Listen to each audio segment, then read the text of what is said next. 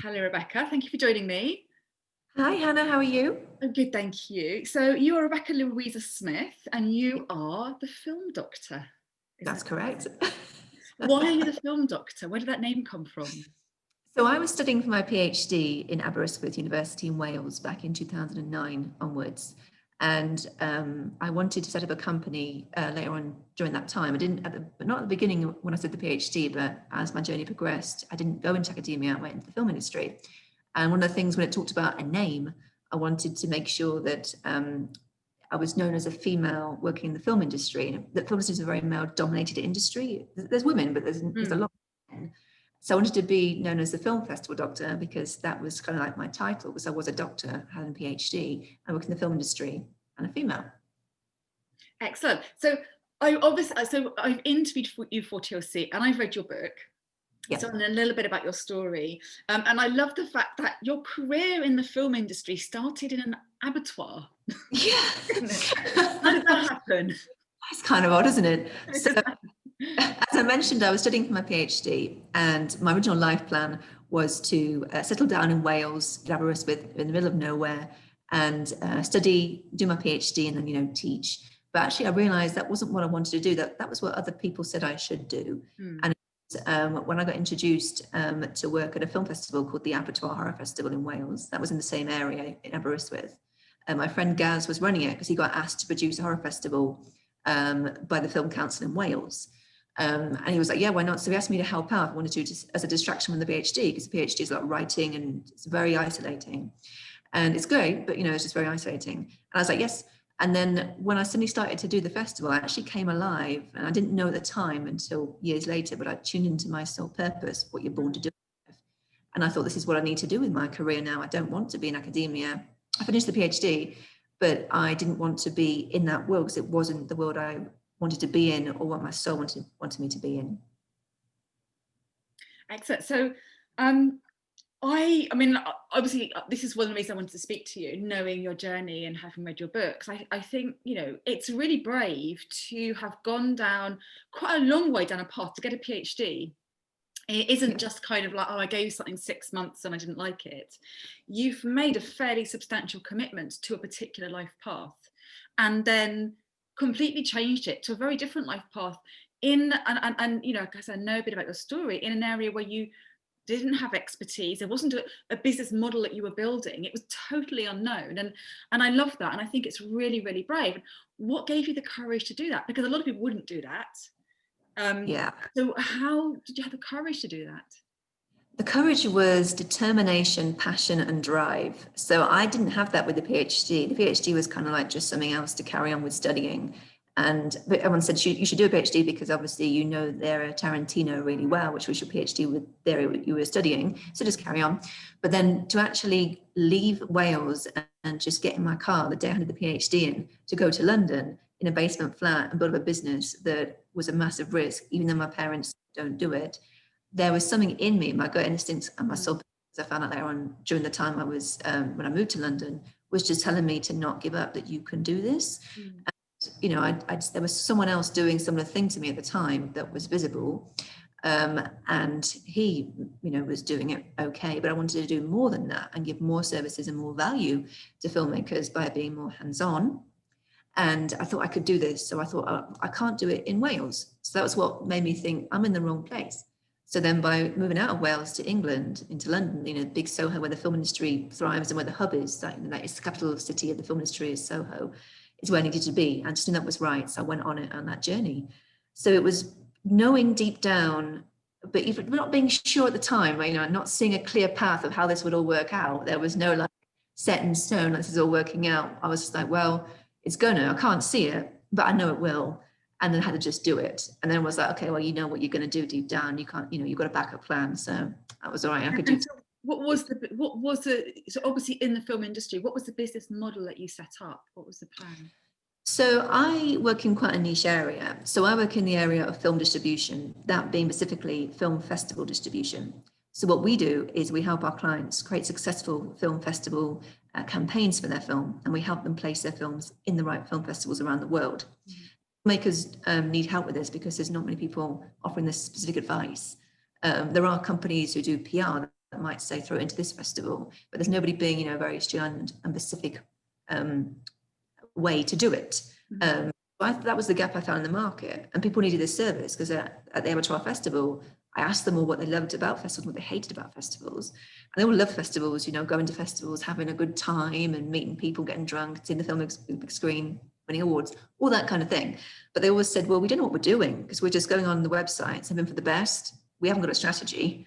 So I was like, "Wow, well, I can do that because I know what festivals want through traveling the circuit with the festival, getting films for them, and knowing all what they want in this world." So I thought, I can do this because I've got a head start here. And eventually, it worked. It worked. Obviously, in the beginning, you have to try and error, but then it works, really well. It's a big service here. So I was kind of building it myself, really. I mean, I had a bit of a little model to work on from the other competitor, and he runs it now still, and he's great. And he's like the pioneer of the niche. But there wasn't much to go from because it was a very small service anyway. But I just knew that it could work, and it does. But it was a long time because I had to convince people it would work, and I had to work for free in the beginning. People said, "Just prove this works. You can't charge people," and they were right because there was no, model to compare it to. Like, this one works. It was more, "This is mine." So it was very much like, oh, stressful. But then when I showed it worked, I knew it could. Then I can charge. So how long before you realised that there was something in this, that it was a model that worked? And was there any point where you doubted that it was going to be a success? I knew it would work when I began placing films that weren't like Oscar-winning level films, but good films, shall we say, in festivals, and knowing what people wanted, and talking to festivals and doing my research every day with them, and just knowing how the market worked.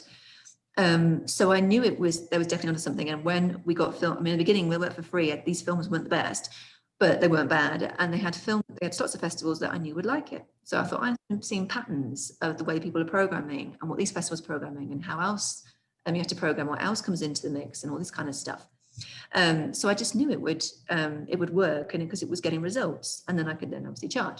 The only kind of doubts I had was when people weren't not believing me, but when people were like, "Oh, we'll try and do it ourselves, then come back to you." People couldn't see at the beginning how important this was, and I was trying to stress it without being like too desperate. But then they did always, most of the time, would always come back and be like, "We're stuck," that kind of thing. So they can see it was a value. And then they obviously word of mouth helped, because in the film industry, everything is word of mouth and it is advertising. One or two bits of advertising might be all right here and there at certain events, but predominantly it's all about trust building with film, because it's a very delicate, sensitive industry. So when word of mouth spread that it was positive and it worked, people were like, "Oh, I've heard of this." And then it just then went on a snowball technique. And so I'm really interested in this idea of sole purpose, because it's definitely, I think, doing things that you really light you up is really important, and things that are meaningful for you. And I think all too often it's very easy to get stuck in this thing where I've got to pay the mortgage, I've got to put food on the table for the kids, or the reality is if I've got a secure job, and a lot of times it's easy to kind of live a half life, I think, not doing that. So what is a sole purpose, and this is a big question. What is a sole purpose? How did you find yours? And how can someone find theirs? There's 3 questions in there, but it's such a fascinating topic. It is a big topic. I mean, I wasn't the most spiritually in tune person until around, much later, probably around the age of the end of 28, 29. When I was doing my PhD, I was 23, 24, and I was getting very stressed with that. So I didn't know much about the universe, how it worked, or spirituality. But it was actually through a good thing now, I see it. But when I broke up with one of my ex-boyfriends, that led me into the world of spirituality and introduced me to the world of soul purpose.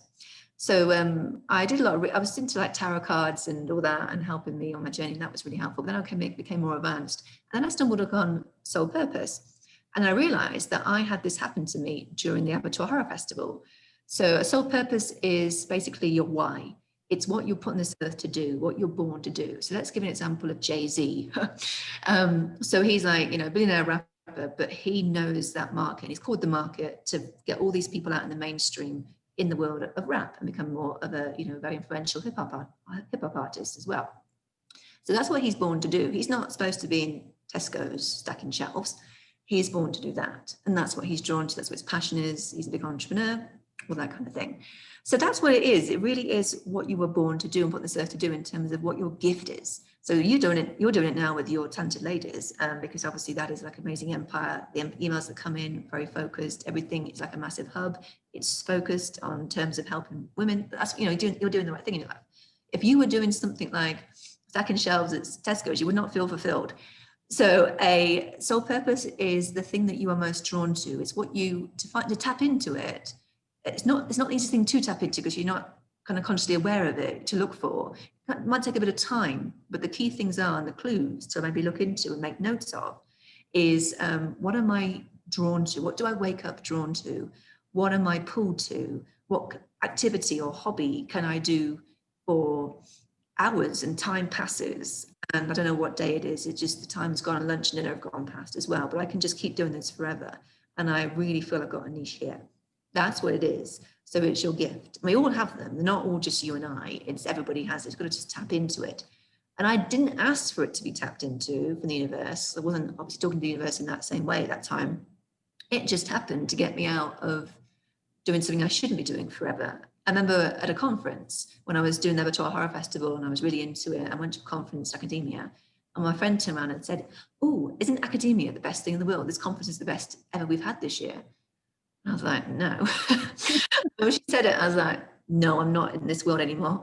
So I said, "Oh, I can see what you mean." And she was like, "Really? Can't you get it now? It's all this amazing research." I was like, "No, I'm not tuning in now." So I was like, that's not what I'm drawn to. I mean, I do love my PhD and I'm so proud of it. And it's in National Wales and it's done really well and blah, blah, blah. But I'm really proud I wrote it because I had a passion for Tarantino and I still do. And he's read the PhD, so I'm told, in America. So that's good too. But I didn't want to just carry on researching even more about that and the area of film studies and all that theory. It just wasn't right. It wasn't my sole purpose. And I helped a client of mine as well tune into his, because he was in this job. He was doing 9 to 5, hated going in, dreaded the Sunday evenings to come from going into work the next day, but it was paying the bills. So I said, "Look, you can't do this forever, and you know that." So I said, "Well, let's sit down and figure out what you are born to do." And he said, "Oh, I don't know."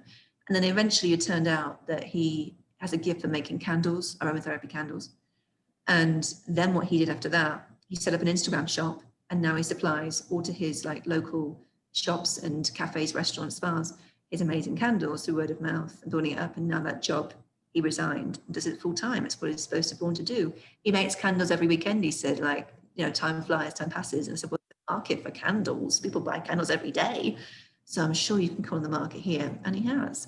And now that job, he looks better in his skin. Like literally, he was all grey. And now he's like glowing because he's doing what he's born to do. Absolutely. And I was reading an amazing book called Mind Over Medicine. Yes, and it was written by a doctor. Have you read it? I've heard of it. I think you gave me the link and I've seen it. I was like, "Oh, that's a place for Christmas reading." Yeah, no, it's really good. And one of the things she talks about in there, obviously lots of things in there, and it's all science. It's science backed. The idea behind actually how we can heal if we're happy and emotionally and physically healthy. But she talks in there about how when we are under stress, and we're under stress and we're not living a life that fulfills us, that wears us down and makes us stressful. Our kind of our cells don't replenish, so we will look older, we will look more haggard, and we will look grey. But when you are filled with joy because you're doing something you really love, you actually look younger because your skin rejuvenates. So instead of all the energy in your body going to fight stress and just it's enabled to kind of replenish your cells, which is the most unscientific explanation, but it is grounded in science. And it was a great system. No, it is. I mean, I remember at Aberystwyth, just as I mentioned earlier, I became myself and alive. Like, I mean, I was having, I had a good time with all the other PhD students, but the real me actually did come out during Aberystwyth. I was actually a different person, and we were staying up till 5, 6 a.m. in on the pier, and it was amazing. And I just thought, now if I hadn't done the PhD, I would never be introduced to Aberystwyth. There'd be no festival doctor. So I do thank Gaz Bailey, the festival director of the Aberystwyth Festival, for creating this amazing festival that now runs, obviously still runs on now, and is amazing. But otherwise there'd be no festival doctor, and I wouldn't be able to help all these filmmakers. So it is phenomenal on that journey, just how you think, you think you'll be doing academia rest of your life, you presume, and then there's a big turn. But it happens in Aberystwyth, of all the places in the world, that's so small. So it's incredible. I love how these journeys happen. And, even other people you meet in your life, you're like, wow, if I hadn't gone there, I wouldn't have met that person and whatever. So fascinating.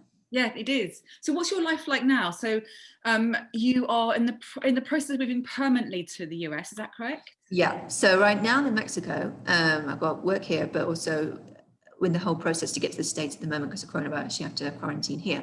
Or another country that's not banned, like the UK is, where I'm originally from. So yes, I have an apartment in LA, which can't wait to get into now full time because I was there back and forth until, well, I was there back and forth all the time and obviously wasn't there for a bit with the pandemic, but now I can, so that's great. And I can't wait to get there because I've got a nice little office space I've been building there for the company.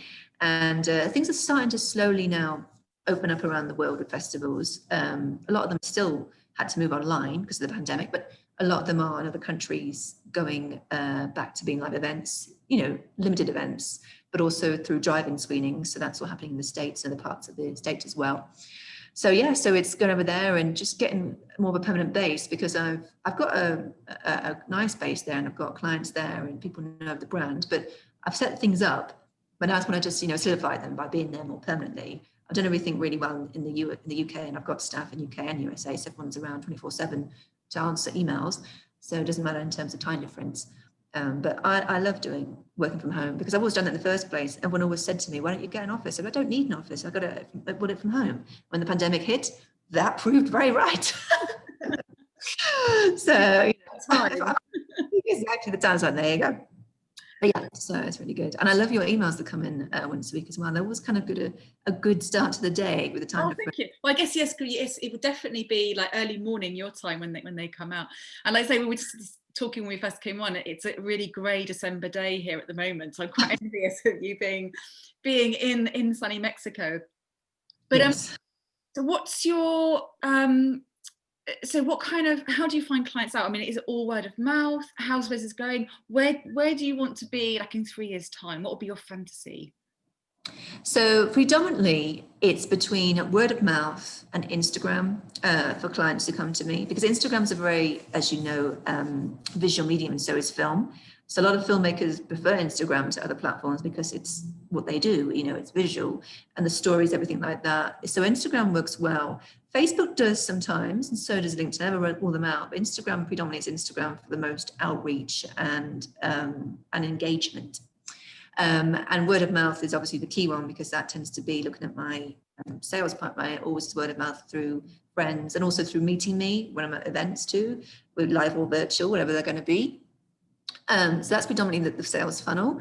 Not really advertising, so you don't need to do it. For my kind of niche company, I don't need to do advertising, to be honest. I never really have done. I do at festivals because that's what we do, but not really predominantly. I don't need billboards, I don't need magazines, anything like that, because of the nature of the business.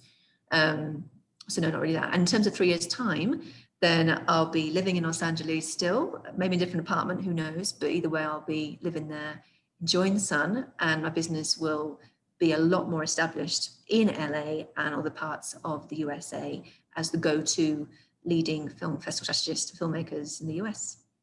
And who would be, well, I can imagine, would Tarantino be your dream client? Can you imagine? Yes. God, yes. I mean, his films are very commercial, obviously. He doesn't really do he like can because he has he's best friends with them. But yes, it would be. But also, I've got connections with friends of mine in LA who know Leonardo DiCaprio, as you do. So he's got loads of filmmaker friends. Any of theirs would be nice to work on because it'd be good to get in that side of independent film industry. An invite to one of Leo's parties then. Yes, which are going to be obviously mental, but yes, so things like that. So yeah, it would be a dream client, would be that kind of level. But also a dream client that just is one of those filmmakers that's a quiet filmmaker that is a genius and has this amazing film that gets Oscar nominated. That's also a dream client. It's to discover someone or kind of help discovery. Yeah, exactly. So exactly. And what would be, I mean, obviously, as a fellow business owner, I know, and you will know that, you know, the path in business never runs smooth. You know, from the outside, you know, a business just kind of does well. They kind of, you see them building up, and behind the scenes, as you know, it's just all chaos and drama. So, what has been some of the, or you know, the biggest problems or setbacks or singular that you've had? What sort of things have you had to overcome along the way? The biggest has been not convincing, but pitching in the right way the company and what we do and the value that it has to filmmakers. Because the thing about with filmmakers, some of them are very focused and driven. Well, they are all driven, but very focused and business-like. But a lot of them don't know what they want, and they're not business-like, and they don't know this kind of thing. So it's a lot of time to invest to talk about what it is and what they need it, and they go, oh. So that has been a bit of an issue sometimes, is, you know, putting in the right way why they need this service and why the festivals will be good for the film, because they don't know what they want. So that is, it's not like going into a shop and people see a dress and go like, you know, well, it look great on you because it's pink, oh, they buy it. You know, it's very different kind of thing. So it's a lot more complex. There's a lot of negotiation. There's a lot of talking, more talking with this niche, I think, than any other kind of niche, because it's just a lot different than other niches, I believe. So that's where you've been a bit of a stumbling block, but not all the time, but just sometimes it can be. But it's always, you say, behind the scenes, is that we have to kind of just make sure with every client that we articulate everything in the right way so they can get on their wavelength. So what we just need to make sure, which we always do. In your book, you talk about this, don't you? And you talk about I think it's one of the coach that you worked with taught you a particular way to kind of present your elevator pitch. Yes, so that was Yolanda Miliotto. Yeah, so Yolanda's one of my business coaches, and she was amazing. She just changed the whole business structure for me, because I thought I had a good structure, but then back in the day, but then she just turned it all around. And yes, and she said that, you know, when you're pitching your services to a client and doing it, like closing a sales deal, a sales pitch, is different to having a conversation. It is like they do the talking, and like, you know, you tell them solutions, how your business will help when you ask them the questions, which are going to be, how can we solve the problem? What do you need the most? How we can help, and let them guide you. And then you provide the answers to solve the solutions that can only result in them investing in you. There's quite an art, she taught me. Sales pitches very bespoke to each person, very, very different to how I presumed it would be. But then when we did it, I was like, wow, I was guilty before of just like throwing information at a client, like blah, as opposed to just like saying, well, hang on, okay, this is what I do, so what do you need? And then asking them what their pain is and how we can solve it. Okay, that's a good way around it, rather than just like broadcast the same kind of thing for everyone. Exactly, because everyone's different. Yeah, getting information out them first. Yep, exactly. Yeah. And what's been your high point to date? Well, we've got kind of two really, but the high point has been one of my very first consultancy clients who we worked with to develop the script on his short film Shark that got Oscar nominated. It was amazing. I couldn't take it on, unfortunately. They didn't have a budget, and I was gutted about that. I could have done it for free now, but to take it on to represent. But on the journey to try and get off the ground, and it did, and give the strategy for his lookbook to present to investors, and he got the money, and it got Oscar nominated. So that was just phenomenal. He deserved it. That guy deserved it. He was working so hard for it. And the other one has been having the responsibility and the gift to work on the final piece of work from George Michael. So we worked on George Michael Freedom, director's cut of his documentary that premiered 2 years ago, I think it was, on Christmas.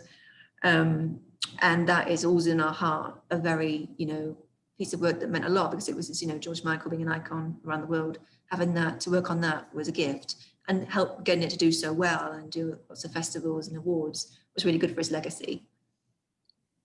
Excellent. And so if you look back now, if you could, one of the things I like to do is kind of look back in time and think about an older version of me and what advice I might give her. So if you could go back to the you that was in Aberystwyth before you did the Aberystwyth Film Festival, would you give her any advice, or what would that be? How do you think she would feel about the you today? I think she would be, that's a good question. I think she would be like really impressed with how much work I put into me and how far I've come, because my anxiety was like really bad. Yeah. So the new me now will come in and go like, right, you know, co-create with the universe and look with the universe, and your anxiety levels will dip right down. And then at that time I would have been like, oh, and I would have done it. But I didn't know that until later on in life, but that's okay. But yeah, she would have been like, wow, you're so much more calmer and so different to what you were previously. So yeah, that would be my big one there, actually, would be seeing the difference in anxiety levels go from high to low. How do you think that the anxiety level lowering is a natural evolution of life? Do you think it's through being brave and embracing your experiences, or or is there another way that you've worked through that and do no longer have anxiety? With anxiety, I find that when people learn how to manage their gremlins and know how to manage that ego destructive self-talk and know what it is, it becomes less stressful and anxious. Because I didn't know how to manage those demons. I was reading books, but it wasn't particularly the most helpful. But I found the way I could manage it was spirituality and working with the universe. So I think we all change our anxiety levels as we go along, but we have to commit to learning and commit to investing in ourselves and our businesses too, obviously. But we have to do that, otherwise we wouldn't change, and we wouldn't get the kind of right results that we would want in ourselves, because we need to invest and see where we're going wrong and listen and like quiet down the chatter. I do think, I agree that I used to be really anxious as a teenager, my late teens, and I'm actually really glad now that I grew up in a time where social anxiety wasn't something that was known. So right. The GP just didn't know what to do with me. In fact, he thought I had anorexia because I was sick all the time, and it was just nerves. And you just at that time you just had to kind of brave your way through life. And I think now I'm glad about that, because I think if I went to a GP today at that age, I would have been given the label, probably medication, and it would have been harder to shift, because I would have then said, well, I'm an anxious person. So I do think part of it is just learning to live your life, isn't it? And it is very much so, very much so. And there's always people on the way that will help you on that journey, because it's because there are people who are going to be there. You kind of find them sometimes by accident, like I did with my team, as mentioned in my book. People who I came across were kind of by accident. It was the best way it happens by accident. But it tends to be something that you don't always plan to have that much investment in their lives. But people along the way need to help you, because doing it all by yourself is not, you can't just do it like that. It needs to be objective. Other people advise to help you in their techniques and tools. A lot of people use emotional freedom technique. It's not for me, but I know people that do use it and it works well. And that kind of thing. So it does vary, to be honest, in terms of how people engage with kind of each way of solving that kind of issues. But I find that for me, it worked really well by just sitting down and saying, I need to solve this, and then mind will start to allow in the right kind of advice you need to hear. Yes, and I think there's something in both what you said there and about meeting people, and it goes back to that kind of soul purpose thing. And I think that when you are doing the right thing, part of it is following your intuition, isn't it? You then notice, because these things are always in our life, and often we're not looking in the right place, so our attention isn't there, so we don't see them. And there's often things, whatever the problem we have, there's often help around us, the right people to meet, or the right solutions there. And we almost have to sort of open up our visions, rather than being like this, sort of being like this. And I think when you are, like, it's about soul purpose, and I think part of that is just like suddenly your eyes are open and you're looking for these things, and when you see them and you recognize them because you're tuned into it. In a way, I often talk to people that when they are following their passion, and when they have found the thing that really lights up and they're meant to do, they'll say it's easy, and they'll say things just came to them at the right time. And I think it is, and part of it is because you are on the right path, but I think also part of it is because you're looking and you notice it and you recognize it as well. Exactly, no, because my perception changed big time when I got into this world, and I see things differently than what I would look at differently before, that would be a different negative kind of connotation. So it's big time, it changes, and you become a lot more sharper. Definitely. Thank you very much, Rebekah. Thank you, Hannah. Where can people find out more about you? So to find out more about my business, The Film Festival Doctor, the website is www.thefilmfestivaldoctor.com. And to find out more about my book and more about me is my personal website, which is RebekahLouisaSmith.com. Brilliant. And I will put links on so they can. Thank you. Thank you so much. I'm going to let you go back to the sunshine, and I'm going to go back to the great December day. Okay, that sounds good. You've got a better deal. I think so, with it coming in now, so yes. Thank you so much. Thank you.